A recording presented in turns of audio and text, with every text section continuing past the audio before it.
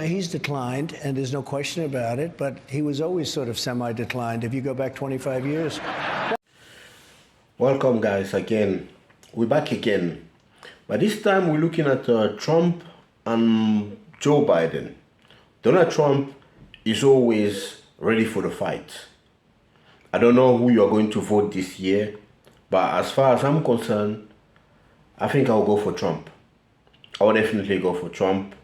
Because yeah, he will be my favorite this year, and I think he will definitely take it. But let us know. Let me know, at the end of this video, who would you vote for? Would you go for Trump or Biden? So let's listen to Trump. She and Biden have almost, in a way, some would say team up together. They're Biden's people to say, look, if you're going to complain about age, Trump's demeanor, Trump makes mistakes, forgets names. She's trying to equate Biden's decline, which is fairly obvious, with you for being, 77. Well, he's declined, and there's no question about it, but he was always sort of semi-declined if you go back 25 years.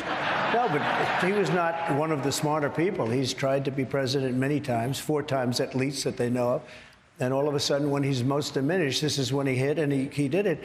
But if you look at me, I feel, and I really mean this, and I would tell you, and I think you tell me too, because we've known each other a long time, if I felt diminished, okay, let's use a nice term, if I felt diminished or declined any way, I think I'd know it, and I think I'd say, I'm not running. Somebody should talk to him. But if he runs, he runs.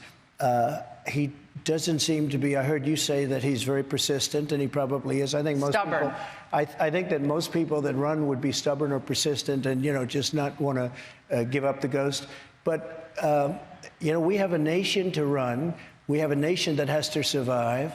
We have nuclear weapons, and the likes of which, and you don't even want to know about it, the most powerful weapons in the history of the world, so powerful that you don't even want to talk about them. And we have him negotiating for us. And in his best years, he couldn't have negotiated well. Now he has no clue what's happening. And I know Putin very well, and I know President Xi of China. I know them all. Kim Jong I know very well. I did a great job with him. Do you think they'd prefer him to remain as president because they believe that they can dominate the global, the global situation much easier with him in office? Well, they want him very badly to be president. I mean, I'm sure a lot of money's being spent on between Russia and China, no question with China, Russia too. Look, Ukraine would have never happened. I know Putin so well, and it was the apple of his eye. Ukraine was the apple of his eye. I said, don't ever do it. It would have never happened, by the way. We're going to get into that in a minute, but back to Biden and his current state, whatever you want to call it.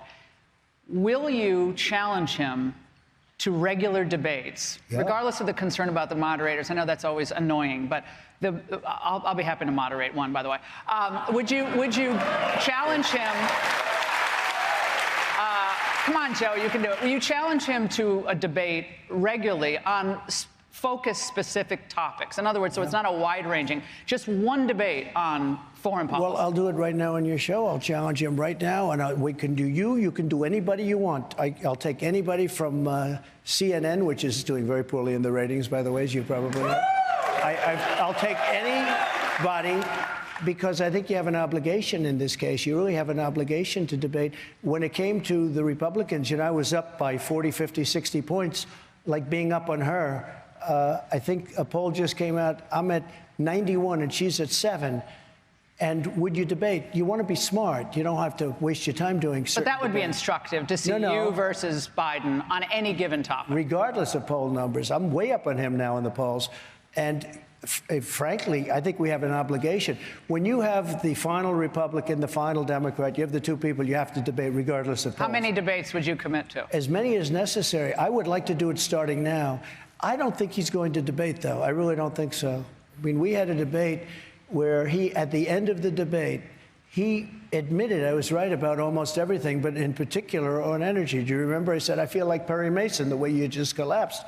And he admitted everything about energy, and that's what actually happened, and that's why your energy costs went up 3 and 4 times. I mean, we had $1.87, and he was up to $5, $6, $7, and that's going to happen immediately after the election. Let's not even talk about if he wins. We can't allow it to win. We're not going to have a country left. But that's going to be, you will have energy costs, and this whole concept of all electric, everybody having an electric vehicle, they don't go far. People don't want that. They want everything. They may want electric, but they also want other choices. How you doing, Mr. President? Hi, Kelly. One of the many great things you did in your first term was put America first. One of the many, many great things you did. That isn't the case in the last few years, which is evident with the unnecessary billions of dollars in foreign aid we have given specifically to Ukraine. So what is going to be the solution to fix all of that spending? Thank you very much, Kelly. Appreciate it. I like that question. I like this guy. I can tell. But he's a man of common sense. I'm a man of common sense. You know, they say you're conservative, you're liberal, you're this, you're that. No, we're people of common sense. We need borders. We don't want to give foreign aid to countries that hate us. I mean, we're giving foreign aid to countries that hate us. If you look at the numbers in terms of the billions and even trillions of dollars that we give to foreign aid, and yet we don't protect our own border. We don't protect our own military. We have the greatest, you know, I knocked out ISIS. Everyone said it would take 4 years. It took me 3 months to knock out, totally decimate ISIS. We took out Soleimani. We took out al-Baghdadi. We did a job like nobody's ever done. So you wouldn't be in favor of giving $60 billion more for Ukraine? Because they said without that money, Ukraine will definitely lose the war, which would then empower Vladimir Putin and endanger our allies. And I guess the thing that bothers me most, it would have never happened if I were president. Well, it did happen, so what are you going to do about it? But it would have never happened. Putin would have never done it for two reasons. Number one, I said, don't do it. He would never have done it. And the other reason was oil prices were low. At $40 a barrel, it doesn't work. What would you At do now? $100 a barrel, he made a fortune during this war. So what I would do is, first thing I get on the phone is with the European nations who are in for 25% of what we're in. We're in for over $200 billion. They're in for $35 billion. We spent about $100 billion so far, but it will be $160. It's a difference of $150 billion. They've got to start paying up. You know, it affects them much more than it affects us. We have an ocean in between us. They don't have that ocean in between. They have to start paying up. And you know why they haven't paid? Because nobody asked him. Biden doesn't call. Does Biden lie awake at night, sleeping, cursing? He turns for another reason, not for the reason we're talking about. Sweating, saying, we got to get more. We've got to get them to pay up because there's $150 billion difference. I feel very bad. Remember this. You're really up against a war machine in Russia. Russia, what they do? They defeated Hitler. They defeated Napoleon. You know, they're a war machine. They're a much bigger country. Orban, who I think is a fantastic guy. A lot of people don't like him because he's a little bit on the tough side. He is the prime minister of Hungary.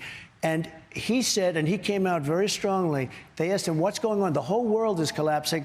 He said, if the United States elects Donald Trump, it'll all end. Everybody was afraid of Donald Trump. It'll all end. And I believe that's true.